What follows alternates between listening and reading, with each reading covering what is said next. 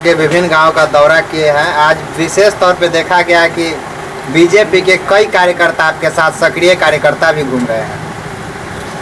यह लोगों का प्यार है, वैशाली की जनता का आशीर्वाद है और युवाओं का सहयोग है कि मुझे वैशाली विधानसभा के किसी भी पंचायत में जब हम दौरा कर रहे हैं तो भारी संख्या में लोगों का प्यार, उनका सहयोग, उनका समर्थन मुझे मिल रहा है। और पिछले 5 साल से हम लगातार वैशाली के लोगों के सुख दुख में उनके भाई बनकर, उनके बेटा बनकर, उनके दोस्त बनकर वैशाली की बेहतरी के लिए और वैशाली जो 25 साल से बदहाली झेल रहा है उसको मुक्त कराने के लिए हम जो काम कर रहे हैं, लोगों के प्यार के रूप में उसका आशीर्वाद मुझे मिल रहा है। आखिर बीजेपी के कार्यकर्ता टूटकर कैसे आ गए? बीजेपी के कार्यकर्ताओं का मैं स्वागत करता हूं और जो लोग भी आए हैं वैशाली के बदलाव के लिए उनका भी मैं तहे दिल से धन्यवाद करता हूं। और पूरे वैशाली में एक लहर है बदलाव की। एक युवा चाहता है कि वैशाली जो पिछले 25 साल से बदहाली झेल रहा है उससे मुक्ति और वैशाली को नंबर 1 विधानसभा बनाने का जो मेरा लक्ष्य है उसी लक्ष्य को हम लोग लेकर चल रहे हैं और उसी काफिले में लोग जुड़ते जा रहे हैं वैशाली की बेहतरी के लिए, वैशाली के विकास के लिए। सर, अभी आप क्षेत्र भ्रमण कर रहे हैं और वैशाली में देखा गया कि किन किन समस्याओं से को जनता ने देखा है और आप ही क्षेत्र में है, क्या समस्या है यहाँ पे? सबसे बड़ी समस्या है यहाँ युवाओं के रोजगार की। दूसरी सबसे बड़ी समस्या है शिक्षा का स्तर जो गिरते जा रहा है और तीसरी सबसे बड़ी समस्या है यहाँ प्रखंड में व्याप्त भ्रष्टाचार। हमने अपने पूर्व के भी कई संबोधनों में कहा है कि हम यहाँ वैशाली को भ्रष्टाचार मुक्त करेंगे और ब्लॉक में जो दलाली की प्रथा जो चल रही है इसको ख़त्म करने का काम करेंगे। अगर सर आपको यहाँ की जनता बिहार विधानसभा भेजती है तो सबसे पहले क्या काम रहेगा यहाँ के लिए? सबसे पहला काम होगा कि वैशाली के तीनों ब्लॉक बेलसर, वैशाली और गुरौल तीनों में व्याप्त जो भ्रष्टाचार है उसको हम ख़त्म करेंगे और जीरो टॉलरेंस वाली नीति को लेकर आएंगे और सारा काम जो भी ब्लॉक स्तर का है सेम डे 24 आवर में सिंगल विंडो के माध्यम से उसका निपटारा हो वैसी व्यवस्था लेकर आएंगे।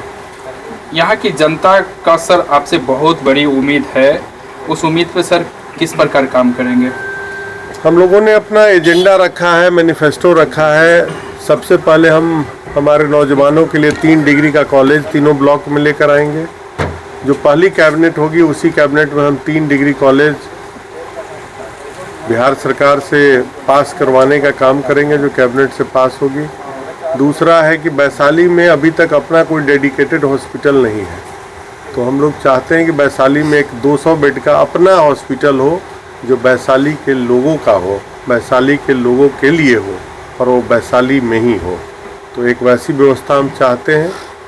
तीसरा है कि हम लोग चाहते हैं यहाँ की हमारे जितने भी नौजवान जो पलायन करके दिल्ली, गुजरात, पंजाब जाते हैं उनके लिए हम यही व्यवस्था करें और 3-3 हज़ार प्राइवेट रोजगार जो बेलसर, वैशाली और गुरौल में हो, 9,000 प्राइवेट रोजगार की व्यवस्था हम यहीं स्थानीय स्तर पर करेंगे, वैसी व्यवस्था करेंगे। शिक्षा के भी क्षेत्र में सर किस प्रकार कार्य रहेगा?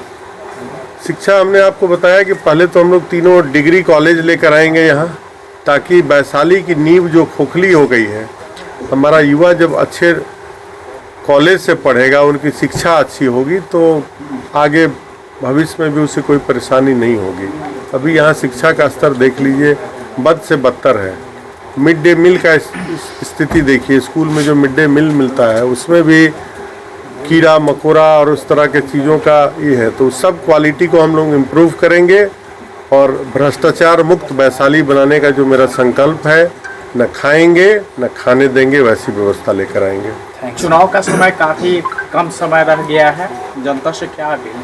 वैशाली की जनता से अपील है कि वैशाली को भ्रष्टाचार मुक्त बनाने की जो मुहिम हम लोग चला रहे हैं उसमें आप आगे बढ़ चढ़ कर हिस्सा लीजिए और वैशाली को नंबर 1 बनाने का जो लक्ष्य है उस लक्ष्य में हमारा साथ दीजिए। महागठबंधन के प्रत्याशी को कांग्रेस पार्टी को अपना एक एक कीमती वोट देकर वैशाली में बदलाव लाइए। आप बीजेपी के सक्रिय सदस्य भी रहे और अध्यक्ष भी रहे हैं प्रखंड के। आज महागठबंधन के प्रत्याशी के साथ विभिन्न गांव का दौरा किए, क्या कहेंगे? देखिए, मैं भैया के विचार से सहमत हूँ। मुझे पार्टी बेसिक से मतलब ज़्यादा फर्क नहीं पड़ता है। मुझे फर्क है कि इंसान का सोच किस तरह का होना चाहिए।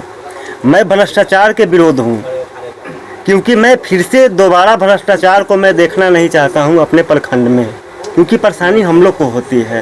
क्योंकि अभी हर जगह पे, और भैया में हमको सबसे अच्छा बात लगा कि भैया जातिवाद का राजनीतिक नहीं करते हैं। सबसे बड़ी बात यह है। इसके कारण पार्टी बेसिक से हट करके भैया के साथ में है और पूर्ण रूप से हम समर्थन में हैं। आखिर ऐसी क्या वजह रही कि आप लोग विधायक जी के द्वारा किए गए कार्यों से नाखुश हुए?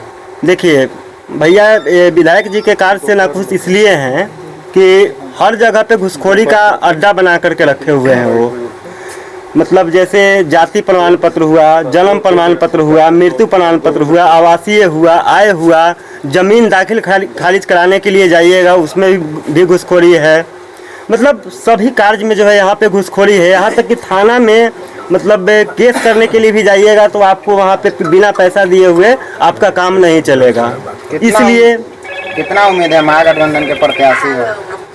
महागठबंधन के प्रत्याशी इस बार चुनाव जो है जीत रही है यहाँ से 125 वैशाली विधानसभा से।